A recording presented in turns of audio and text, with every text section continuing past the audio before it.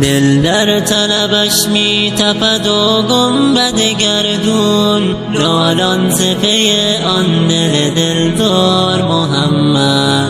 گر بلبلی آواز بخواند سر شاخی، یعنی نبی خالق جبار محمد. خورشید فلک چشمه گلزار محمد، آرامش جان راحت رخسار محمد، آرامش جان راحت رخسار محمد.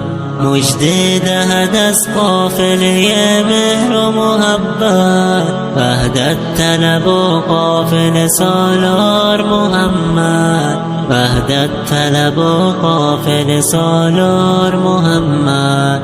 خورشید فلک چشمه گلزار محمد، آرامش جان راحت رخسار محمد، آرامش جان راحت رخسار محمد. خورشید فلک چشمه گلزار محمد، آرامش جان راحت رخسار محمد، آرامش جان راحت رخسار محمد.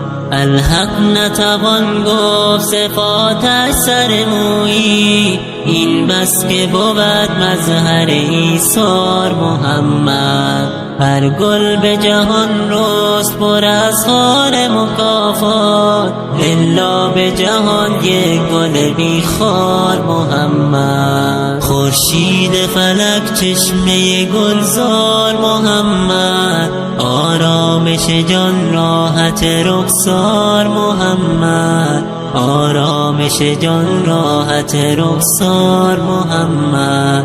مژده دهد از قافله مهر و محبت، وحدت طلب و قافله سالار محمد، وحدت طلب و قافله سالار محمد. خورشید فلک چشمه گلزار محمد، آرامش جان راحت رخسار محمد، آرامش جان راحت رخسار محمد. خورشید فلک چشمه گلزار محمد، آرامش جان راحت رخسار